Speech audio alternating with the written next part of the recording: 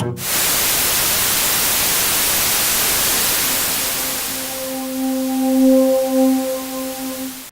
afternoon, my name is Kelsey Hubbell, and welcome to today's episode of The Zip.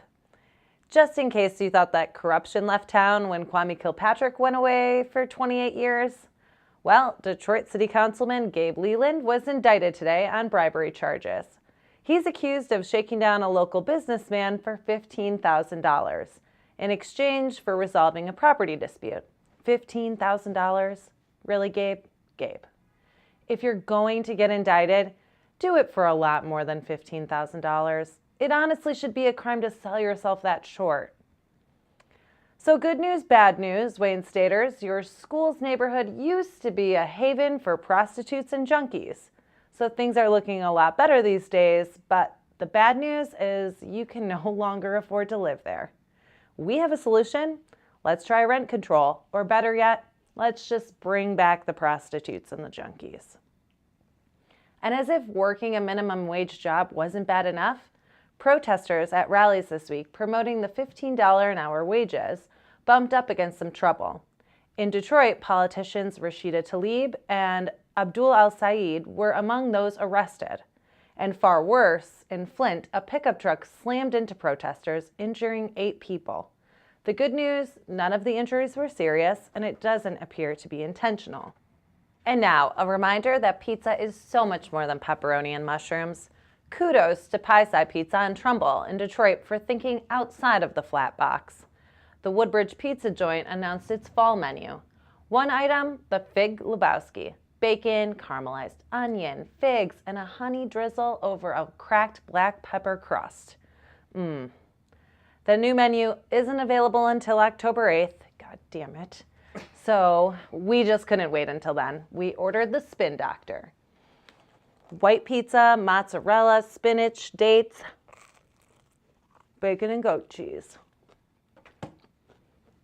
And while we're confessing about our food lust, let's talk Asian corned beef. Jezebel.com gave a shout out this week to a uniquely Detroit culinary oddity. Owner Kim White came to Detroit in 1974. A war bride from Vietnam, her corned beef egg roll was born from her experience working at a Jewish deli. She now owns 7 outlets, and an 8th is on its way. Mazel tov.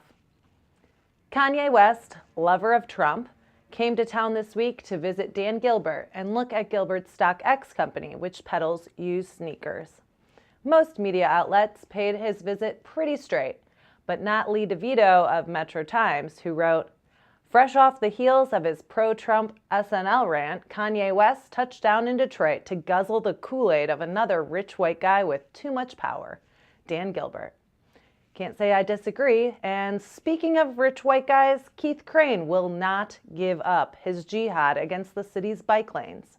Yes, Crane is in Crane's Detroit business.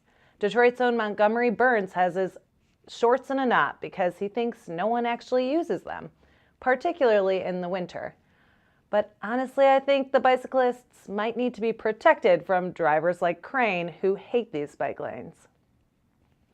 And about 36 Michigan law professors are among 1,000+ professors who have signed a letter opposing the confirmation of Brett "I like beer" Kavanaugh.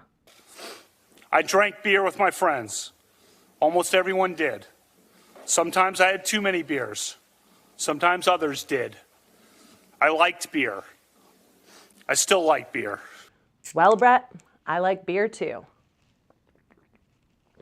And finally, the Red Wings season opener is tonight at Little Caesars Arena against the Columbus Blue Jackets. It will be a rebuilding year, so keep your expectations low, but go Red Wings. Go to DeadlineDetroit.com all day, every day for up-to-date news, and have a great weekend. Thanks for watching The Zip.